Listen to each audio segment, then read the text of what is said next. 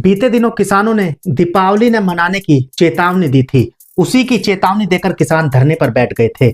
इसी दौरान एसडीएम ने आश्वासन दिया और धरने को स्थगित कर दिया गया। एनएच 119 को 4 लेन बनाने को लेकर सर्किल रेट से कम मुआवजा मिलने के विरोध में किसानों का विरोध प्रदर्शन लगातार जारी है। यूपी के मेरठ जिले में एक एनएच द्वारा मेरठ से लेकर के नजीबाबाद बिजनौर होते हुए नजीबाबाद तक एक 4 लेन हाईवे बनाया जा रहा है, जो कि एनएच 119 उसका नाम है। उस पर 4 गांव पड़ते हैं जो तहसील मवाना, थाना भैंसुम्मा के अंतर्गत आते हैं। गांव के नाम इस प्रकार है: राजूपुर, फतेहपुर, हसापुर, मोड़ कला और मोहम्मदपुर साकिस्त। इन 4 गांव की भूमियों का जो सर्किल रेट है वो पिछले 1 दशक से बढ़ाया नहीं गया। ये रेट उसका 270 निर्धारित था, वही रखा। और एनएच निकलने के कारण जो सर्किल रेट का 4 गुना होता है वो 270 का 4 गुना इन किसानों को दिया गया, जबकि उपयोगिता भूमि की बहुत अधिक है। अगर प्राइवेट रेट देखें तो प्राइवेट रेट कम से कम 50-60 लाख रुपए बीघा के रेट हैं उन ज़मीनों के।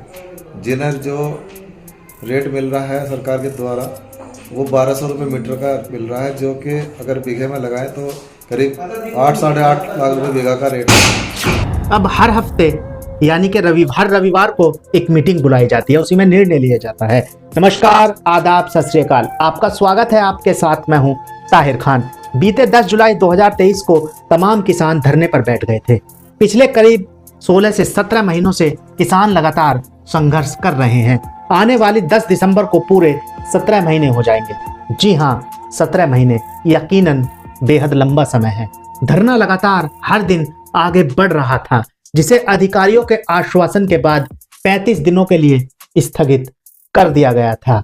हर एक किसान को आशा लग रही थी कि अब उनका संघर्ष पूरा हो जाएगा, लेकिन ऐसा नहीं हुआ।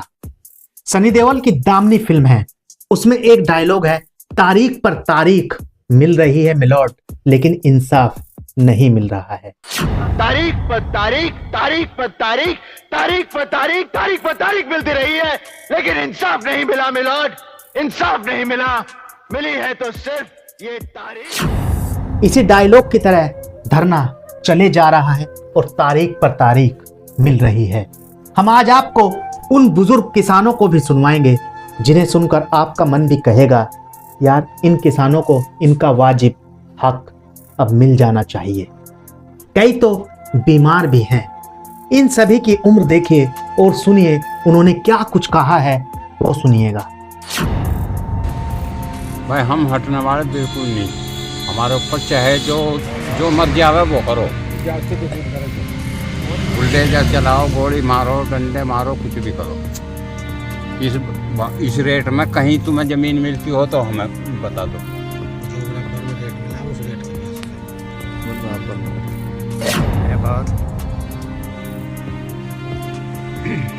तो 270 के भाव में जो ज़मीन जा रही है, इसे हम बिल्कुल नहीं देने के। मर जा या कुछ मारना बच के तो मरने को तैयार है, भूख हड़ताल के लिए भी तैयार है। बताओ जी, राजकुमार जो जाती है कर रहे हैं, करने को ही ना। हम अपनी बात से हटने के नहीं, हम तो अपना अटल रहेंगे ना। हम इन्हें देने के किसी कीमत पे भी मर के तो दे सकेंगे। अपना हक लेंगे, बस अपना हक तो लेना ही लेना। मेरा नाम मूलचंद सैनी। मैं सरकार से ये कहना चाहता हूँ कि जो हमारी ज़मीन ज़बरदस्ती और अन्याय तरीके से ली जा रही है, हमारे पास केवल यही जीविका खाने कमाने का साधन है। और इस ज़मीन को हम इस रेट में जो सरकार लेना चाहती है 270 के रेट में, जिस भाव आजकल कपड़ा भी नहीं मिल पाता वो सरकार ले रही है, तो हम इस ज़मीन को इस रेट में नहीं दे सकते। यही हमारा साधन है। इसके लिए हम मर भी सकते हैं और कुछ भी कर सकते हैं। हाँ जी, मेरा नाम दिनेश, गाँव मोड़ कला है। हमारी ज़मीन चली गई हाईवे में, पैसे कुछ मिले नहीं, ना तो उसकी ज़मीन ले सकते, ना उन पैसों से हम कुछ और धंधा कर सकते। बहुत सस्ते में चली गई। भाई हमारे बारे में विचार करना चाहिए। हम सभी सभी लोग परेशान हैं, सबके रेट बहुत मंद है। कम से कम थोड़ी तुलना कर लो, बराबर वाले से कर लो, तुलना करके, और जो तुम्हें जायज़ लगता हो हमें वो दे दो। हमें पैसे ऐसे तो दे दो, कम से कम अगर कहीं कुछ ज़मीन भी ना खरीद सकें तो कुछ धंधा तो कर लें, उससे बैठ के कुछ काम कर लें, कोई दुकान वगैरह खोल लें। ना तो ज़मीन ले सकते, ना हम कोई दुकान कर सकते, पैसे है ही नहीं, दिया ही कुछ नहीं। ये तो बहुत कम पैसे आए हैं, ना के बराबर। इन पैसों से हम कुछ नहीं कर सकते। भाई हमारे बारे में विचार किया जाए और कुछ ये हो भाई, हाँ अन्याय हो रहा है। और इस बात को आप लोग भी सब समझ रहे हो, हाँ अन्याय हो रहा है, लेकिन ये न्याय करने वाला कौन होगा? न्याय भी तो आप ही करोगे, हमारे हाथ में थोड़ा ही न्याय है, हम न्याय कर रहे हैं। जी मोड़ कला का रहने वाला, हमारी ज़मीन का तो कुछ रेट ही नहीं मिला जी। क्या बड़े बच्चों को खुआ दे, क्या हम कर लें? कम से कम जो बराबर वालों को मिला वो तो हमें मिल जाना चाहिए। 10 रुपये कम दे दो उससे, थोड़ी सी बात है, हम पे तो ये साधन था और क्या है। मेरा नाम राजकुमार है, गाँव मोड़ कला का। भाई 270 को हमारी ज़मीन जा रही है, 270 रुपये में मेरा पजामा नहीं किया जाता है। और हम रेट लेंगे यही जो है। सांस का बीमार हूँ, 3 दिन इनके नाम लगवा डीएम हमें साल भर हो जाएगा, मिट्टी कोड़ी देते हमें एक लेमती उस मुँह में दे दे और हमें भगा के भेज दे, जाओ जी काम कर दूँगा सारा। और सुनता है नहीं, तेल शहर में बुला दे, तेल मिट्टी कोड़ी दे दे। क्या सोच रहा है अपने जी में? मैं कि यहाँ आत्महत्या करूँगा, मैं सांस का बीमार हूँ, डॉक्टर से अब आकर चेक करवा लो, और मैं यहाँ मरूँगा। मैं भूख हड़ताल पर बैठा हुआ आज। भाई मैं 4 बीघा का तो किसान हूँ, 6 बीघे छेड़ने को ये मेरी तैयार है, तो मेरे बच्चे कहाँ से खाऊंगे, मैं कहाँ से खाऊंगा? मैं तो दवाई की भी पूछती नहीं होती उसमें, वो तो ये करेंगे क्या मेरी? अब ये बालक लूँ कह इनको तन्ने ज़मीन तो दे दी थी मैं 270 रुपये में, अपना एक कुर्ता पजामे बना के दिखा दिया मैं, 270 रुपये में ज़मीन देंगे तो हम बिल्कुल नहीं लेंगे। जो पड़ोसी को दिया होता है वो रेट लेंगे, इससे कम हमें 1 रुपया नहीं लेंगे। यहाँ हम मरे या तो मैं मारे, देश में। मेरा नाम अजय सिंह है जी, गांव मोड़ कला का रहने वाला हूँ।